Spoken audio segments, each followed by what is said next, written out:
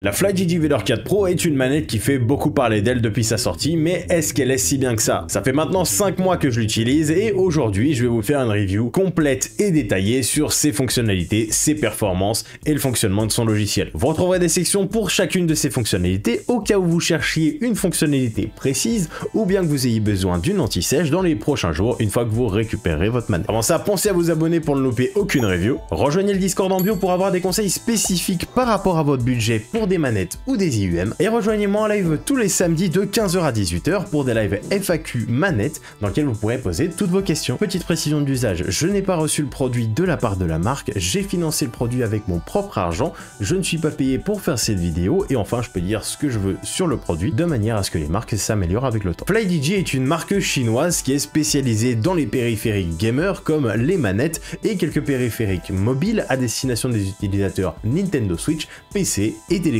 Et est connu pour avoir des tarifs abordables n'étant pas soumis aux licences Xbox ou PlayStation qui font forcément augmenter les prix des articles. La manette d'aujourd'hui est donc l'évolution de la gamme Vader qui est proposée par FlyDigi mais a reçu également quelques améliorations lui venant du modèle Apex 4 qui elle est une manette hybride que je recommanderais plutôt aux personnes qui vont prioriser les jeux type RPG mais qui voudront quand même se faire plaisir sur quelques FPS type Call of Duty ou Apex le week-end. Maintenant que l'historique est fait, passons au sujet de la vidéo. La manette seule coûte environ 60 € sur AliExpress. Ce à quoi on peut rajouter quelques accessoires comme la sacoche de rangement, le chargeur sans fil ou encore les joysticks interchangeables. Cela pouvant s'acheter dans un bundle général ou encore de manière individuelle afin de réduire vos achats au strict minimum. Niveau esthétique, c'est sobre, plastique lisse, non glacé. Personnellement, je préfère, j'ai toujours l'impression que les manettes avec du plastique glacé, ça colle un peu. En parlant d'accroche, on retrouve un léger grip à l'arrière des poignets ainsi que sur les gâchettes. Ce n'est pas le meilleur grip que j'ai eu dans les mains, mais c'est toujours mieux que le revêtement de base d'une manette Xbox. Devant la manette, on retrouve le port de recharge sans fil si vous avez acheté le socle à part, qui remplacera donc le port jack habituel de 3,5 mm. Cependant, je vous conseillerais toujours de brancher votre casque ou vos IUM, soit sur un DAC à l'arrière de votre carte mère, soit sur une carte son externe. À l'arrière de la manette, on retrouvera le port de charge en USB-C ainsi que deux encoches qui permettront l'utilisation d'un support de téléphone.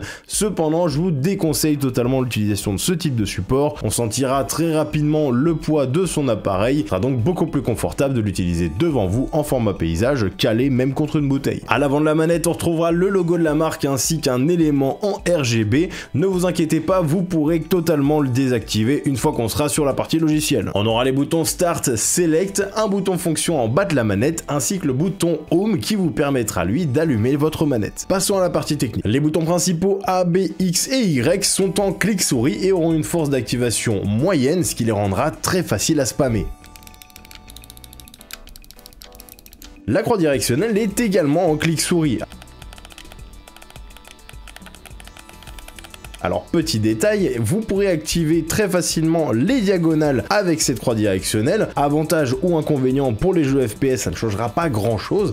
Par contre pour les joueurs de jeux de combat, ça peut avoir son importance. Sur le côté droit, vous retrouverez deux boutons additionnels C et Z qui seront cette fois-ci en membrane. Le bouton C sera plutôt facile d'accès mais beaucoup moins pour la position Z. Cependant, ils vous permettront d'assigner des fonctionnalités comme l'inventaire sur Call of Duty de manière à avoir toujours votre pouce sur votre joystick gauche. A savoir que vous pouvez assigner n'importe quelle touche de votre clavier, de votre souris ou encore de votre manette sur n'importe quelle touche de la manette, palette, bouton additionnel ou même sur les appuis des joysticks. Pour moi, les boutons principaux et la flèche directionnelle, c'est un 10, alors 9 si on prend en compte les boutons additionnels sur le côté par rapport au placement notamment de la touche Z qui est un petit peu compliqué à aller actionner. On aurait peut-être préféré un placement comme chez Razer avec sa gamme Wolverine avec deux touches proches des gâchettes. Passons aux gâchettes. On aura donc un revêtement très lisse. Alors effectivement, on voit une petite trace, une tentative de grip, mais honnêtement, c'est vraiment pour la déco. Au besoin, vous pouvez toujours ajouter des super grips de la marque Pulsar qui sont faites pour les souris si vous avez des petits manques au niveau du grip sur vos gâchettes. Pour les gâchettes, on retrouvera donc un loquet, donc en position basse. On aura donc les gâchettes standards pour les jeux de course ou tout autre jeu qui nous demande d'avoir différentes positions pour la gâchette. Dans cette position, la tension des gâchettes est très légèrement supérieure à celle d'une manette standard Xbox. Quand je dis très légèrement, on est sur du 5% plus tendu. Et en activant le loquet de chaque côté, on passe sur de véritables clics souris. Ce ne sont pas de simples trigger stop avec un pré-travel de 4 mm comme c'est le cas sur les manettes série Elite 2. Ils sont faciles à spammer, la tension est juste ce qu'il faut, très proche de la tension des manettes X-Gaming PS5. Je préfère comme ça comparé aux manettes de chez N-Controller qui auront une tension légèrement supérieure et qui sont donc moins faciles à spammer. Pour les gâchettes RB et LB, ou L1 R1 pour les habitués de PlayStation, ce seront des membranes mais qui seront faciles à spammer, une bonne force d'activation, rien à dire de ce côté-là. Pour le système et les 4 gâchettes, on est donc sur un 9,5. J'aurais préféré avoir un peu plus de grip sur le revêtement, mais c'est de loin mes préférés parmi toutes mes manettes. Passons maintenant aux palettes. Les boutons ou palettes à l'arrière des manettes sont la feature la plus appréciée des joueurs compétitifs sur les jeux type FPS sur ces 15 dernières années. Sur cette manette, pas de palette mais des boutons et on aurait vraiment apprécié qu'ils soient plus gros. Ça aurait été vraiment plus confortable pour les activer mais également pour se placer. Car même si on se positionne facilement sur les deux boutons externes, par contre les deux boutons internes sont beaucoup plus compliqués à actionner.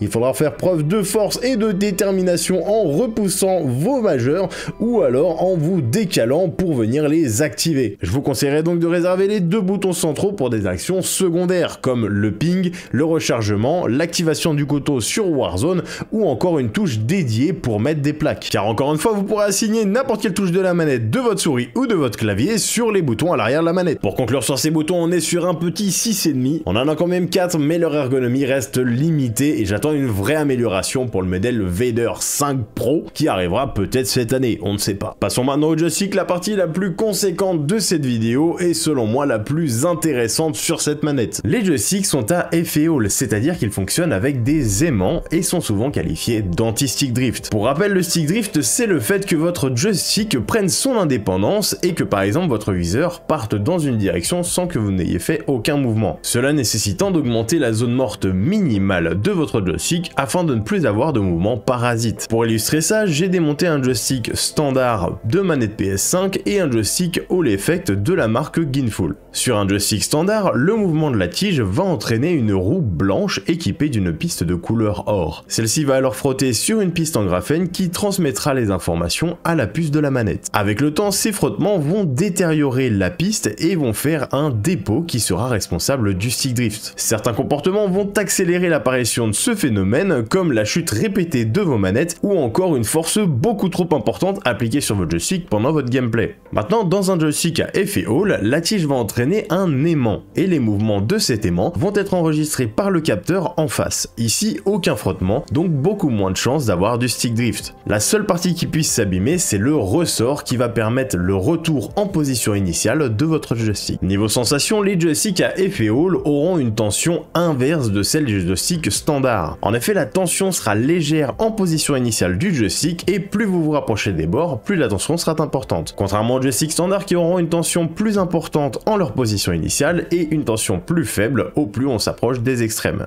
Il vous faudra donc un petit temps d'adaptation afin de performer à votre plein potentiel. Parlons maintenant de la compatibilité des contrôles fric. J'ai pris ici deux modèles populaires, un pour Xbox et un pour PlayStation 4 et 5, et ne vous laissez surtout pas tromper par son apparence de manette Xbox. Commençons tout d'abord par le modèle Vortex Xbox, et comme vous le voyez, ça ne passera jamais, les joysticks Xbox étant beaucoup plus fins que les modèles PS4, PS5. Pour le modèle Galaxy PS4, PS5, par contre, aucun problème.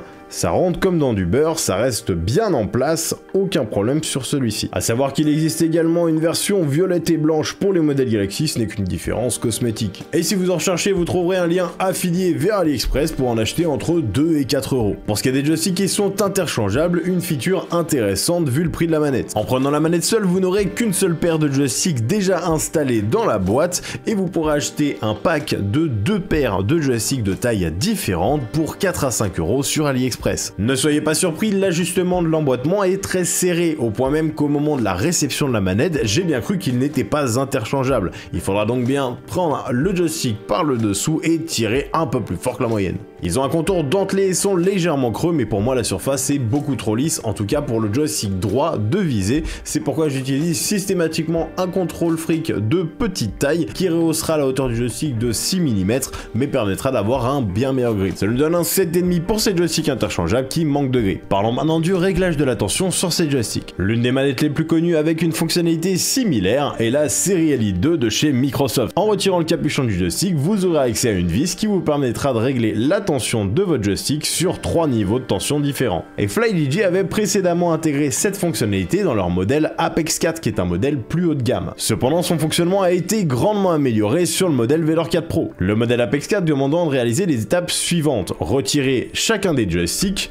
retirer la croix directionnelle et enfin d'éclipser la face avant qui est aimantée. Comme vous le voyez, c'est assez compliqué. Ensuite, on récupère une petite clé sur le côté et on va pouvoir régler les deux vis séparément pour chacun des joysticks. À l'image, ça a l'air peu pratique. Et ça l'est en pratique vu que vous n'aurez aucun repère sur la tension appliquée à votre joystick à moins d'arriver au point de tension maximal ou minimal. C'est donc une version bien simplifiée qui nous est apportée sur la version Vader 4 Pro. Chaque joystick possède une bague de réglage de la tension sur 13 niveaux disposés à la base de celui-ci. Cela vous permettra par exemple d'avoir une tension plus élevée sur le joystick droit pour être plus précis avec votre viseur et d'avoir une tension plus faible pour avoir des mouvements plus dynamiques. Et même si cette option paraît gadget au début, on s'y habitue très vite. J'attribue la note de 10 sur 10 à cette option. On a eu une vraie amélioration par rapport au système de la Apex 4 et personnellement j'ai du mal à m'en passer quand je teste d'autres manettes. Parlons maintenant chiffres en nous rendant sur le site Gamepad Tester pour tester la circularité de ces joysticks. Pour ça on va mettre le réglage à l'arrière sur la connexion PC, donc avec le petit carré juste en dessous. Et on a des valeurs de repos autour des 0,00780, donc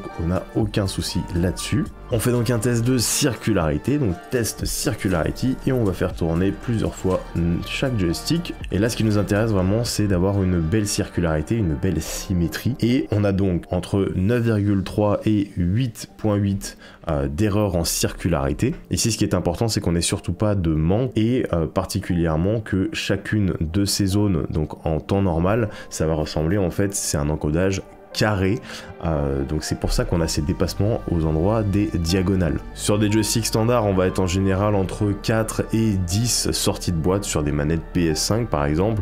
Certaines manettes peuvent monter jusqu'à 16 quand les joysticks ne sont pas calibrés, notamment sur les joysticks AFE-All ou TMR. Ici on a des valeurs totalement acceptables, 8.8 à 9.3, il n'y a aucun souci, surtout qu'on va pouvoir changer cet algorithme de rectangulaire à circulaire, vous le verrez un petit peu plus tard quand on ira sur le logiciel. Parlons fréquence de fonctionnement et overclocking. Ici, pas besoin de DS4 Windows, la manette sera reconnue comme un périphérique Xbox 360, donc impeccable pour PC. Et pas besoin d'overclocking, la manette est annoncée avec une fréquence de 1000 Hz en filaire sur PC, ainsi qu'en sans fil, avec le dongle fourni dans la boîte. Pour vérifier ces informations, on va utiliser le logiciel Xinput Test, vous trouverez un lien de téléchargement dans la bio. Et nous allons d'abord tester les performances en filaire. On ouvre le dossier Xinput Test, on va dans le répertoire X64 et on utilise le Xinput Test 1000 samples, sans échantillons seront largement suffisants.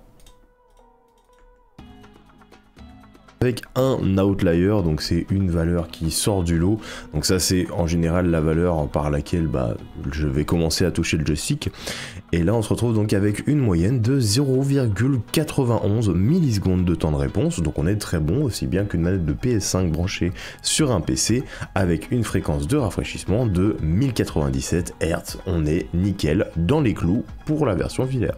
Passons maintenant au test avec le dongle sans fil. Et nous sommes donc bien au 1000 Hz, donc voilà, la tension de joystick peut jouer sur les entrées au niveau de ces tests là, donc on est bien au 1 milliseconde et 1000 Hz. Si pendant une des mises à jour, vous avez touché votre joystick, vous allez vous retrouver avec une image similaire, c'est-à-dire que maintenant, voilà, mon joystick va avoir un full stick drift et ne pourra absolument pas encoder sur le joystick gauche, le droit sera lui totalement ok. Si cela vous arrive, ne vous inquiétez pas, elle n'est pas morte, ne la renvoyez pas directement dans son carton en me haïssant de vous l'avoir conseillé, on va tout simplement recalibrer la manette. Pour recalibrer votre manette, vous devez effectuer les actions suivantes. Vous mettez le loquet tout à gauche sur votre manette. Vous allez rester appuyé pendant 3 secondes sur le bouton Home en bas à droite de la manette pour l'allumer et vous allez appuyer simultanément sur les touches Select, Start et la flèche du haut. Ce pendant 4 à 5 secondes. Vous allez donc voir afficher une petite LED rouge clignotante en bas. Vous allez appuyer sur chacune des touches de la face avant une fois, A, B, X, Y, C et Z et les 4 flèches, ainsi que défaire les loquets à l'arrière des gâchettes pour qu'elles soient appuyées une première fois à fond. Ensuite, vous allez faire tourner le joystick gauche 5 fois sur lui-même, tout comme avec le joystick droit, cela permettant de donner la bonne circularité à vos joysticks. Une fois que c'est fait, on réappuie simultanément sur Select, Start et flèche du haut. Et maintenant, vous n'avez plus qu'à, par sûreté, défaire le loquet à l'arrière, on le remet, et là, on va donc rebrancher notre manette. On appuie 3 secondes sur le bouton Home pour qu'elle s'allume. Et quand on retourne sur le site Gamepad Tester, on va donc se retrouver avec une bonne circularité. Passons maintenant à la partie logicielle. Pour contrôler votre manette et la paramétrer, vous aurez besoin du FlyDigi Space. Vous retrouverez le logiciel en allant sur le site flydigi.com dans la section téléchargement. Je vous ai mis un lien aussi directement dans la description. Vous allez avoir donc le premier affichage avec tous les modèles de manette. Pour que votre manette soit reconnue, vous devez la brancher à votre PC et elle sera instantanément reconnue par le logiciel. Vous allez sans doute avoir lors de votre premier branchement la demande d'une mise à jour du firmware de la manette, c'est-à-dire du logiciel interne, ainsi que la mise à jour du logiciel FlyDigi Space Station. Durant ces étapes de mise à jour, je vous conseillerais de poser votre manette sur le bureau de manière à ce qu'aucune touche, joystick ou gâchette ne soit activée. Sinon, je vous renverrai vers la section calibrage de la vidéo. Pour vérifier la présence de mise à jour du logiciel, il vous suffit de cliquer sur la roue dentée en haut à droite et de cliquer sur Update. Comme vous voyez ici, c'est bien la dernière version. Et pareil pour le logiciel interne de la manette, donc le firmware, vous avez juste à cliquer sur la petite flèche à côté de votre manette, de cliquer sur Update et on voit que c'est bien la dernière version. Et vous trouverez au même endroit l'option de Reset aux paramètres d'usine juste en dessous.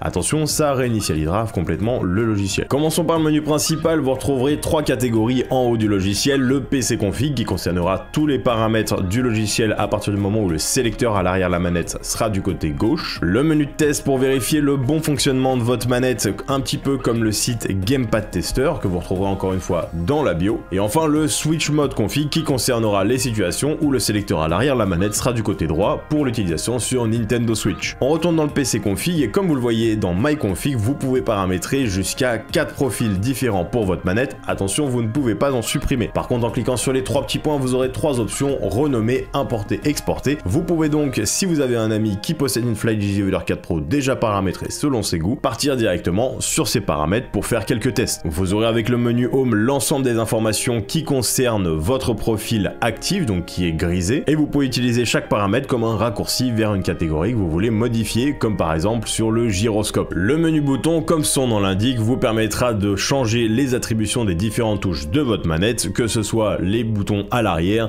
les boutons additionnels ou encore les touches principales et les gâchettes. Pour modifier l'attribution d'une touche, il vous suffit de cliquer sur le carré associé, par exemple la palette tout à gauche appelée M2, et je vais y attribuer l'appui de la touche R3 qui pour moi sur Warzone correspond à l'action de sauter. Et sachez que si une touche est modifiée par rapport à la configuration de base, elle sera instantanément attribuée en bleu et vous pouvez le voir ici si j'attribue la touche Y à la touche X. Vous voyez maintenant qu'à certaines touches est attribuée la mention nulle, c'est-à-dire qu'il n'y a pas d'action qui sera reliée à l'action de cette touche. Maintenant, il est possible de désactiver certaines touches. Pour cela, il suffit de cliquer sur la case que l'on souhaite désactiver et d'appuyer soit sur la touche C, soit sur la touche Z. J'utilise personnellement cette fonctionnalité pour désactiver l'appui de la touche R3. Étant parfois un peu trop tendu sur Warzone, j'ai tendance à appuyer sur la touche R3, le fait donc de pouvoir la désactiver me donne un certain avantage. Il est également possible d'attribuer une touche de votre clavier à n'importe quelle touche de votre manette. Pour ça, vous cliquez sur la case et vous appuyez sur la touche de votre clavier. Fonctionnalité qui pourra s'avérer très pratique et prenons pour ça le cas du jeu Call of Duty Warzone. Allez dans les paramètres clavier-souris et assignez la touche R de votre clavier à l'action de rechargement.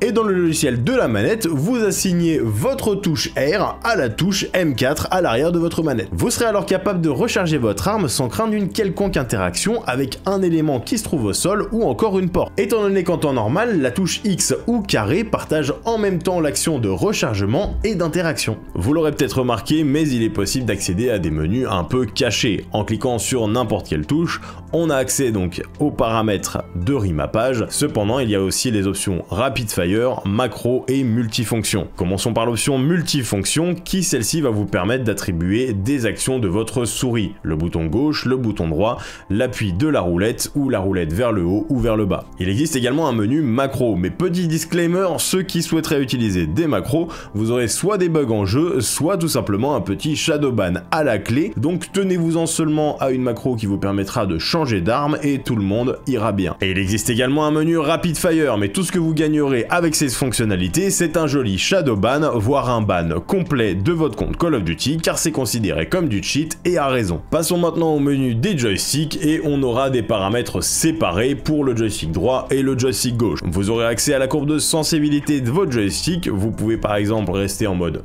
par défaut, avoir le mode instantané pour par exemple avoir des mouvements plus dynamiques sur les jeux comme Call of Duty, avoir un petit peu de délai ou enfin faire une courbe custom et adoucir par exemple le passage au centre de votre joystick. Vous aurez également les paramètres de zone morte interne et externe de votre joystick, cependant vous n'aurez sans doute jamais besoin d'y toucher. Enfin vous avez accès à l'algorithme de circularité. Comme vous l'avez vu tout à l'heure sur le site Gamepad Tester, nous avons une petite portion d'erreur en circularité. Et cette différence d'encodage s'illustre très bien sur le site Gamepad Tester avec le test de circularité. Notre joystick gauche est en encodage rectangulaire, là où le joystick droit est en encodage circulaire et n'accepte donc aucun dépassement.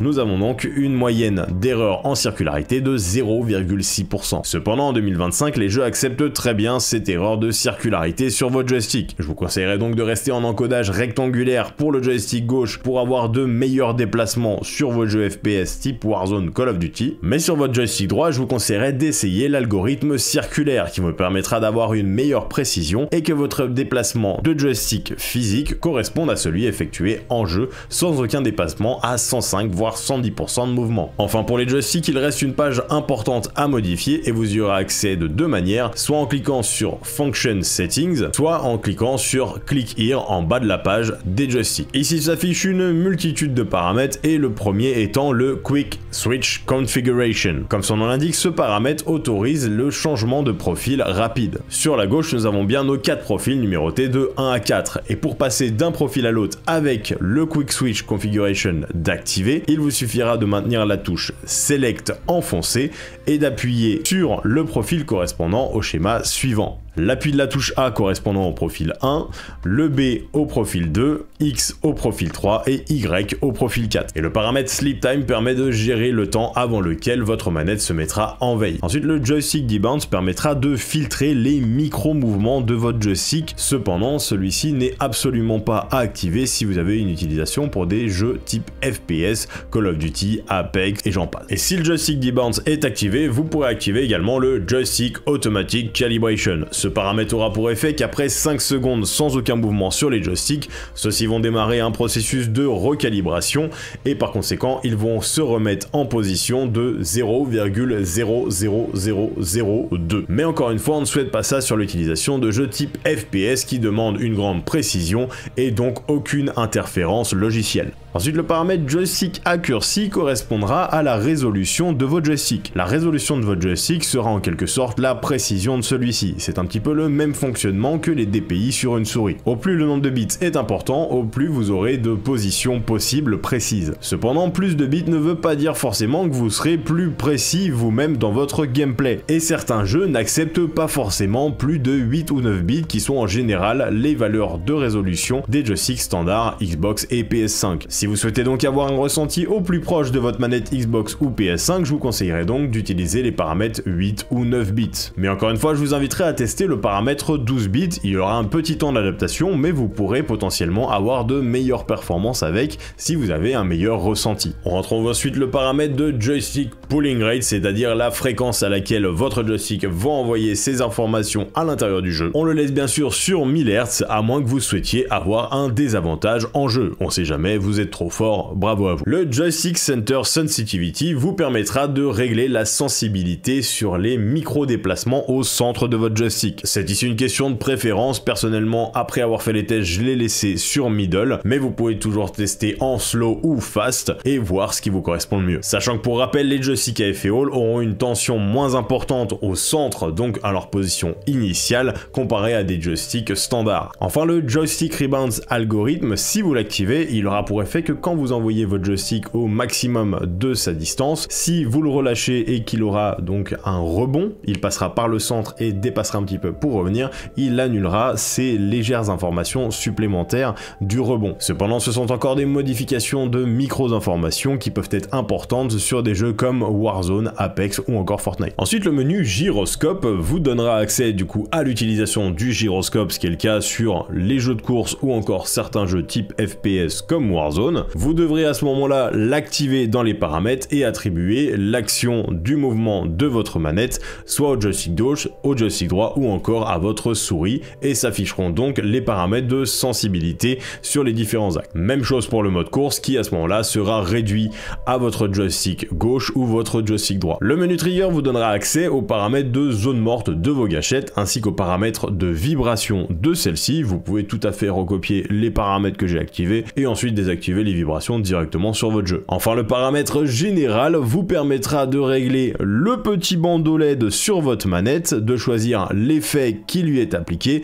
ou encore même de le désactiver pour les personnes qui ne seraient pas fans de RGB. Sinon, on aura quelques effets, quelques couleurs et vous pouvez jouer sur le nuancier. Enfin, vous aurez accès aux paramètres de vibration dans les poignées de votre manette. Vous pourrez régler l'intensité et le tester. Alors, les vibrations vont vraiment très haut pour les avoir testés. Parlons maintenant de la compatibilité de cette manette avec les différentes plateformes présentes sur le marché. Comme vous l'aurez compris au cours de la vidéo, le sélecteur vous permettra de sélectionner les différentes plateformes. Tout à gauche étant pour vous connecter sur PC et en mode sans fil avec le dongle fourni dans la boîte. Le sélecteur au centre pour vous mettre en Bluetooth même sur PC, même si je vous déconseille totalement d'utiliser le Bluetooth sur cette manette pour PC, vous avez déjà un dongle qui est fourni avec. Et également vous connecter à votre téléphone pour jouer à vos meilleurs jeux mobiles en déplacement. Et enfin, le sélecteur tout à droite activera le mode Nintendo Switch et vous permettra donc de jouer à votre superbe console de salon. Maintenant, est-il possible d'utiliser cette manette sur Xbox ou sur PlayStation 5? Pour cela, nous devons parler des adaptateurs de la marque Brookwingman. Les adaptateurs de la marque vous permettent d'utiliser par exemple une manette de PlayStation 5 sur une console Xbox et inversement. Dans le cas de cette manette et pour l'utiliser sur PlayStation 5, vous devrez utiliser l'adaptateur FGC2 de la marque Brookwingman. Celui-ci vous coûtera une cinquantaine d'euros, vous aurez un lien dans la description. Vous pourrez toujours brancher le dongle directement sur l'adaptateur qui sera branché sur votre PS5. Cependant, pour une utilisation de jeux compétitifs FPS où l'on souhaite avoir le moins de latence possible, je vous conseillerais d'utiliser votre manette en filaire branchée directement sur l'adaptateur. Enfin, pour l'utilisation sur console Xbox Series S et X, il était jusqu'à maintenant possible d'utiliser l'adaptateur XB2. Mais attention, Microsoft a plusieurs fois déployé des mises à jour pour bloquer les périphériques non certifiés Microsoft. Par conséquent, il a fallu mettre à jour plusieurs fois le XB2 et jusqu'à maintenant il n'a toujours pas été fait de mise à jour depuis le mois de décembre pour le rendre de nouveau effectif et pouvoir utiliser votre adaptateur XB2 sur Xbox. Maintenant que nous avons analysé cette manette sous toutes ses coutures, un petit point positif, négatif, et on va bien sûr commencer par le négatif car il n'y en a pas beaucoup. Premier point négatif, les boutons à l'arrière de la manette. Alors ils sont très techniques, il y en a 4 mais ils ne sont clairement pas assez grands. Et les boutons intérieurs M2 et M3 ne sont pas des plus faciles à activer. J'attends une vraie amélioration du design de ces boutons sur un potentiel modèle Vader 5 Pro, ça pourrait vraiment faire passer la manette au niveau au-dessus. Deuxième point négatif, le grip à l'arrière de la manette. Je sais que cette manette ne coûte que 60 € et qu'on a déjà pas mal de features. Cependant, ça aurait été plus agréable d'avoir un revêtement un petit peu plus grossier sur l'arrière de la manette plutôt que celui fin qui a été mis qui ne change pas grand chose à la surface. Passons maintenant au point positif. Premier point positif, son prix, payer 60 € pour avoir autant d'options, on ne verra jamais ça chez Xbox ou PlayStation. Par exemple, pour une alternative compatible PC et Xbox, il vous faudra débourser la somme de 120 €. Deuxième point positif, ce sont les gâchettes. Le fait qu'on ait le Switch clic-souris et standard sur une manette à 60 €, c'est déjà une très bonne option, mais pour moi, ce sont clairement, en termes de ressenti, les meilleurs que j'ai pu tester. Troisième point positif, le réglage de la tension sur les joysticks. Au début, ça paraît anecdotique, mais personnellement, je ne peux plus m'en m'en passer. Quatrième point positif, le fait de pouvoir attribuer n'importe quelle touche de votre clavier, de votre souris ou de votre manette, ou même de les supprimer. Pour moi, c'est vraiment une feature incroyable, surtout pour les jeux où il y a de multiples actions, comme sur Call of Duty ou encore Fortnite. Pour conclure, vous l'aurez compris, cette manette est pour moi un incontournable pour les utilisateurs PC, au vu de son prix et de toutes ses fonctionnalités. Vous retrouverez un lien affilié vers AliExpress dans la description, je touche donc une commission et vous aurez une réduction en créant un nouveau compte avec l'offre de bienvenue. J'espère que cette review vous aura plu, pensez à vous abonner à la chaîne pour ne louper aucune review, rejoignez mon serveur Discord en bio pour avoir un conseil personnalisé sur des IUM ou des manettes, et rejoignez-moi en live tous les samedis de 15h à 18h pour des lives FAQ manettes où l'on va voir sur tous les sites internet.